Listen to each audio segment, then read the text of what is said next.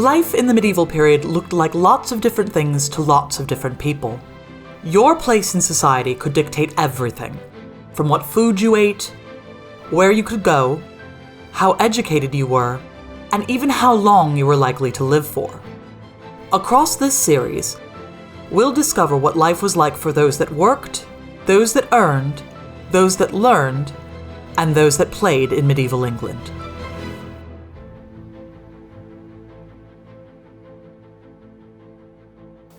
When we talk about the three estates in the medieval period, those who work are often thought of as peasants, and this is quite right, because 80% of the European population, of course, are peasants, and that's what work means.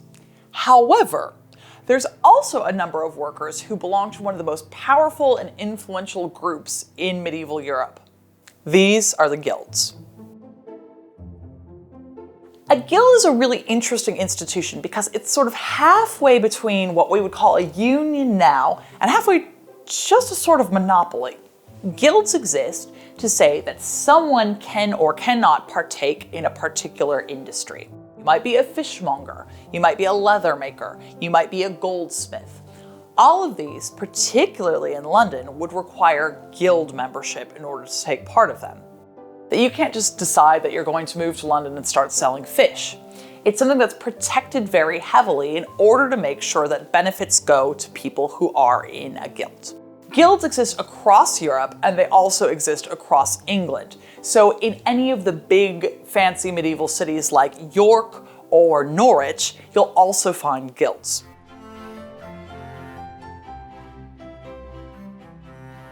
We're here in the Grocers' Hall to talk about the second most important guild in London in the 14th century. That is the grocers. As the name indicates, they sell things in gross. Well, what does that mean? Specifically, when we're talking about the grocers, we're not talking about groceries in the way that we think now.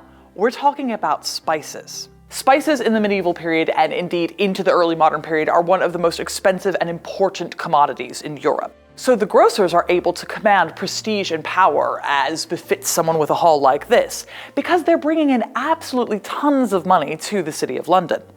The term grocers for the medieval mind is such a particularized and important thing because spices occupy such an important part of both the economy and the medieval imagination.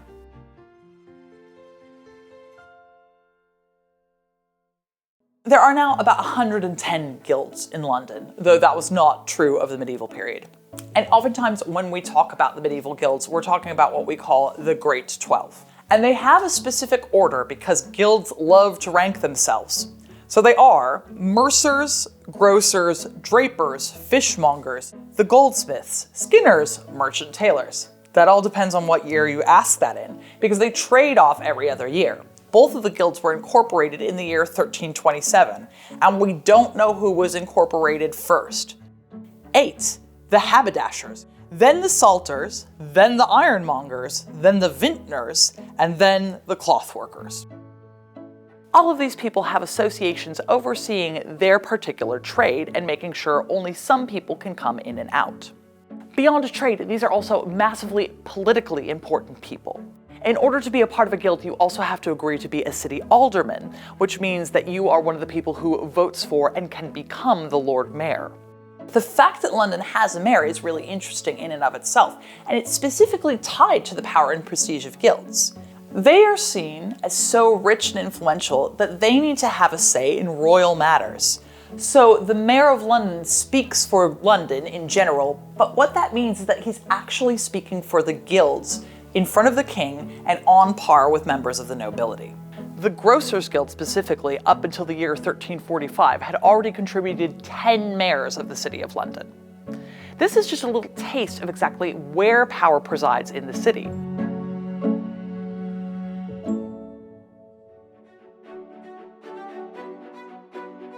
As you can see from the opulence of rooms like this, the guilds have a lot of money and power within London. This isn't just because they control specific trades, but because they actually own a lot of the property in London itself. If you're inside the city wall of London, you're in London. If you're outside of it, you're not. So property can't expand in London in the same way that it can now, because what constitutes London property has to be within the walls, it's easy for the guilds to monopolize all of that land. If you think London property is expensive now, in the medieval period where you simply couldn't make any more of it, it was even more important. This is one of the ways that the guilds are able to collectivize their power and prestige in London. So being a member of the guild has very specific political advantages in that you actually get some say in the world around you. It also has some personal advantages that knock on from that. So every member of a guild is also a freeman of the City of London. It's a way of disassociating people who are in guilds from ordinary workers like peasants. You are, well, a free man. You are not a serf. You're not owned by anyone or anyone's property. If you're a freeman, you're an alderman, you're a member of the guild, you're part of an elite society, although you may still work. There are also some knock-on advantages of that in that you can drive sheep across London Bridge. That might sound kind of silly and weird, but what it means is that you can actually bring sheep to market without having to pay a tax on it, for example. Any peasants from the countryside who want to sell sheep for slaughter at Smithfield Market or who want to sell on their wool will have to pay a tax when they bring their sheep across London Bridge. If you're a freeman, no such fee applies to you. So it's ways like these that freemen can make more and more money, more and more easily than their compatriots who might be unfree.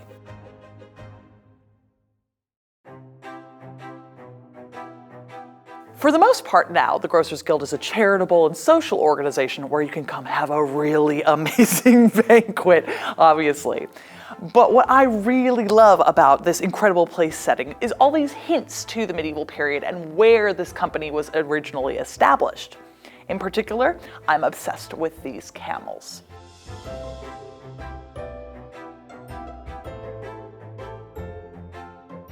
Because they are an association that sells spices, the camel is inextricably linked in the minds of medieval people with the grocers. For them, spices are something that come in over the Silk Road from the east.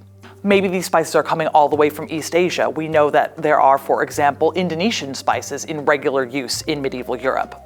Maybe they simply have come from the Near East. There's something that's come through Jerusalem, for example. Either way, when medieval people think about spices, they think about camels. And that's why it's an integral part of the Grocers Association symbols. You'll find it on their livery, you'll find it on this table, you'll find it on the carpet in this room. And always you'll see that the camels are set up to be coming from the east.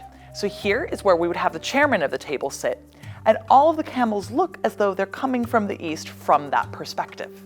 I really love this bit of the medieval imagination persevering into the modern period. And also they're just really cute. Here on the table, we also have some nice hints about what the organization used to do. We have this lovely gavel to call any proceedings to order. And over here, we have the seal from the barge. Why would a guild have a barge? Well, in the medieval period, there's only one bridge in and out of the city, London Bridge. And it's actually somewhere where people live as well. It's much, much smaller than it is now, so it could take forever to get back and forth across to Southwark. An important company like the Grocers would have their own barge, so any members can get back and forth across the river very quickly and in some style. This ornate door of the Grocers Guild gives us a great opportunity to talk about the guild's crest itself.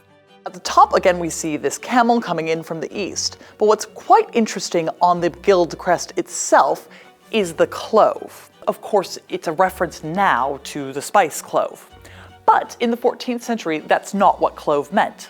Clove is actually a reference to the weights that were used by grocers to measure out spices as they were sold. So it's actually a nice little double entendre. It does remind us of the spices that are being sold by grocers, but it also tells you exactly how they did that. When you come into the Grocers Hall, one incredibly exciting thing they have is this, the oldest working bell in London. It initially comes from a nearby parish church, which is no longer extant. And on the bell is inscribed the words in Flemish, "My name is Martin, may my sound be God-pleasing, 1458. The guilds here would be working very closely and trading oftentimes with the continent itself. As a result, you have Flemish communities within London, and these are the sort of people that might be involved with the guilds. So, since this is the oldest working bell in London, let's give it a go.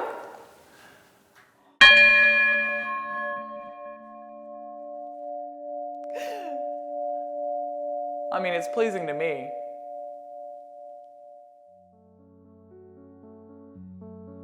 Because the guilds are so incredibly rich and influential, we have a lot of records about them. And this is great because that means that we can know more about the individual lives of people who are involved in guilds. In particular today, we're going to talk about the de Garten family, who are mercers. This means they're general merchants, and the mercers are considered the first and most important guild in the City of London. We know that the de Gartens lived on a particular street called Soppers Lane, which unfortunately no longer exists. It was burnt down during the Great Fire of London in 1666. This little courtyard is near the site of where Soppers Lane would have been in the medieval period. As you can see from the sign behind me, this is where St. Pancras Church was. And we know that was the de Garten family parish church. This church served the pastoral needs of the pepperers and mercers who lived on Soppers Lane. This is indicative of how the communities of mercers and grocers worked. They lived in the same area because they were involved in slightly similar trades, and they also set up shop with their specific guilds as close as they could to their own community. It's these mercers and these grocers, these few families, that really control both this neighborhood and trade in the city.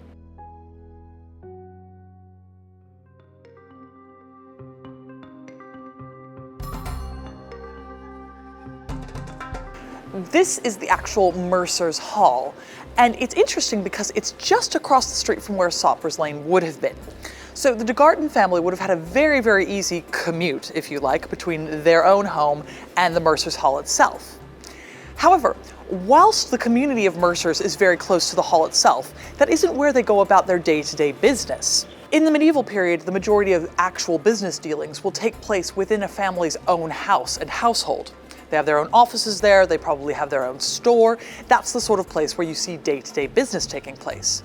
The Mercer's Hall is for conducting any guild-specific business and enjoying a banquet now and then.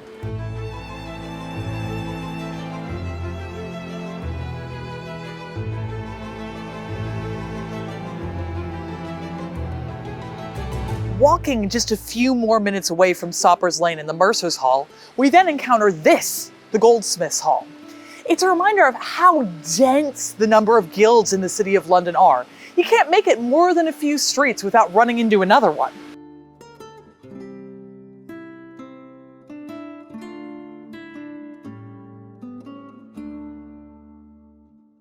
We are here back outside St. Bart's, which, if you've seen my other program about walking around communities of medieval London, you might remember. But today I'm not going to talk about St. Bart's again, as exciting as I think it is. I'm here to talk about 41 Cloth Fair just behind me. It is the oldest house still extant in the City of London, and it dates to the 16th century. That's a little bit later than we are talking about for the majority of this program, but it tells us something very interesting about houses in London generally. A household will mean the family itself, like the de Garteners, but it'll also mean the various servants that work for them, and it will also, and very crucially, mean their apprentices. People who are living with them, kind of as indentured servants, learning a particular trade that they want.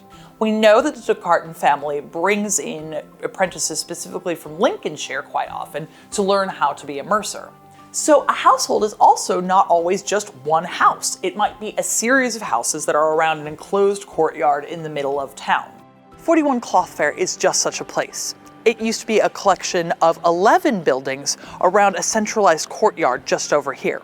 And it lets us think about a different kind of city. It's not just individual buildings and individual people. It's part of a collective of which guilds help to make.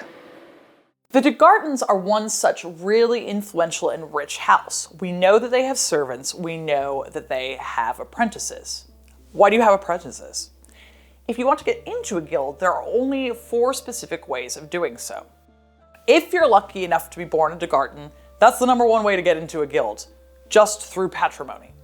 If your father is a mercer, then you can be a mercer if you're a man. It's just that easy. The second most common way is to be an apprentice. That means that you go and live and work, often for free, in a household, learn the trade.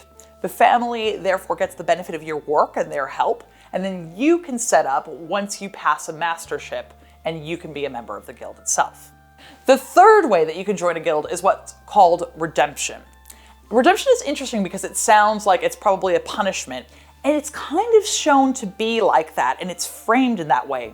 But it actually just means you're buying your way in. You have to buy a fee to sort of redeem yourself for not having the privilege of being born into a guild family or not having worked your way up. So if you've got enough spare cash, you can become a mercer, provided that the mercers want your money.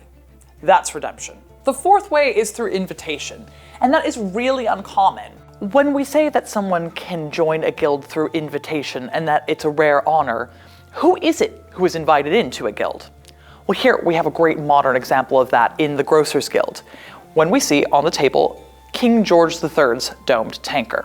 And granted, that is a modern example, but it shows you just what prestige a guild has, even into the modern period. The kinds of invitations that are given out to monarchs, the ruling classes, really important people who make huge decisions about the country. Even if you are King George III, you want to come hang out with the Grocers Guild. You might have noticed when I'm talking about guilds here that I keep saying free men. And that's because in order to join a guild, you have to be a man. This is annoying because it's not as though women aren't participating in the same work as men in guilds. And often it's super common for members of guilds to intermarry. There are huge advantages to marrying a woman from another guild family because she knows how to conduct the business of the guild that you're in. And it's often specifically women who look after the books of their husbands' businesses. Another specific political function that members of guilds has is they're often elected to act as the Sheriff of London. There's no such thing as a police force for medieval people. What there is a posse comitatus. A posse comitatus gets called together by a sheriff when a crime is committed. So say you're the sheriff and you know that someone was robbed down the street and you want to find who did it. It will be your job to call together a bunch of men to go look for the thief. We know that the Degartons serve as sheriff on several occasions, which is a great indication of how powerful they are within their own community. There's a lot of guild members in the city, but there aren't always a lot of sheriffs. So getting up to that high level shows that you really know people and you're very well thought of. Hugh Degarton is one such person. He's elected Sheriff of London in 1314. He also acts, interestingly, as a witness in a murder case in 1324.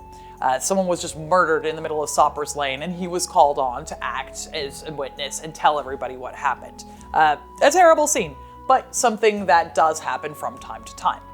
All of this is very interesting because Hugh Degarton also is a bit of a chancer.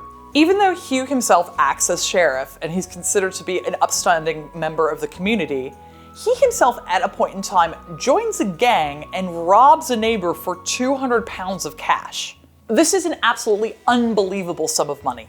If we think back to our episode about peasants and we think about poor Thomas Collins who had to sell off his 15 acres of land, he gets £2 for it. This is 100 times that amount of money. This shows us a lot about life in London because, number one, people in guilds have this kind of cash just hanging out. That's the equivalent of keeping hundreds of thousands of pounds in your house now. And apparently they do. But it's also really interesting because say you were going to steal hundreds of thousands of pounds now, you would expect that you would get in some serious trouble for that. Hugh Degarton emphatically does not. He's let completely off the hook. Why and how? The king. Hugh Degarton has so much power and prestige that he's well known to the king, can throw himself on his mercy, and be completely let off for committing a huge and heinous crime. To be very clear, say Thomas Collins, who was in extreme debt, went and stole, I don't know, £5 from someone. He would almost certainly be killed for that.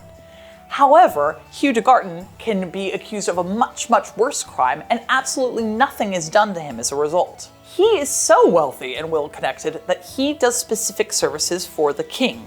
On several occasions, he acts as a messenger for the king, ferrying various letters and money throughout the kingdom. The king is not going to be sending money up and down the country with just anyone. It needs to be someone who can be relied upon. And apparently that reliance goes far enough that you're allowed to steal a cheeky fortune here and there. We're here outside the Wax Chandlers Guild, who are a great representation of what it is that guilds did in the City of London. They supply the goods and services that people in London need. Let's keep in mind this is a world before electricity, so candles are an extraordinarily important commodity. It's the Wax Chandlers who provide that and have the monopoly on services for it within the City of London. Fun unicorn fact, I also love this because it's a great example of the medieval idea of a unicorn. Now when we think about unicorns, we think of them as horses with horns, but they're not. They're actually monsters. They're half lion, half goat, and they're savage. So if you look at these ones up here, you can see that they are goats because they have cloven hooves. They don't have a mane so much as a little bit of a beard and what's left over from a lion's mane, not a horse's. Members of guilds are not living their lives on the same razor's edge that peasants are. Their money is not so specifically tied to the land. You can stockpile wool. You can stockpile spices. You can continue to sell things that people want, even if a harvest is failing. That insulates you from a lot of the more difficult things that peasants have to experience in the medieval period. We're talking about the Degarten family, who are fabulously wealthy and enjoying an incredibly privileged life at the same time that the Great Famine is happening in the rest of Europe. The Collins family, the peasant family we talked about before, completely dies out at this point and we lose track of them. In contrast, the Degarten family becomes only more wealthy and more well-connected. There are all sorts of people in the city, just as there are now, who are doing day-to-day things like running restaurants, working at the markets, acting as bakers, and they're not going to be members of guilds. Probably though they are interconnected with guilds because odds are they're renting from a member of a guild, but they're not enjoying the same kind of rarefied life that guild members are. Standing in a place like this, it's really easy to forget that working is not always something that is associated with great wealth and power in the medieval period. It just so happens that we know a lot about the people that is true for. It's a good reminder that while a lot of the work that is happening in the medieval period, and indeed the majority, is work done by peasants in the countryside, there are still a huge group of people who are trading, who are working, and are politically important, who are involved in the Third Estate. Guild members are some of the most important, wealthy, and well-connected people in the medieval world. They are also very much seen as sort of denizens of cities. When we talk about peasants, we're talking about the story of life in the countryside, and we're talking about the story of most people. When we talk about guild members, we're talking about the story of cities themselves. The difference between guild members and the other people working in cities is also often linked to the fact that we just don't have records of them. I want to talk to you about people who are working in cities, so I'm talking to you about guild members because I can find them. I can find the Degarten family. I can know all about them. I can know who they married, where they live, and what they get up to in their spare time, which is robbing, apparently. I can't tell you that much about the local bakers. I can't tell you that much about the people who are actually physically selling fish in the street, as opposed to people who are part of the fishmongers' guild. This is a really sad state of affairs. I love to know more about common people, and I would love to tell you all about whoever is driving swine down Soppers Lane. Unfortunately, I can only really tell you who is written about, and the people that we tend to write about are the people who are well-connected and wealthy because they can do things like ask favors from the king. But there's also a really interesting group of people in cities who aren't working. They're praying, and that's the clergy, who we'll talk about next.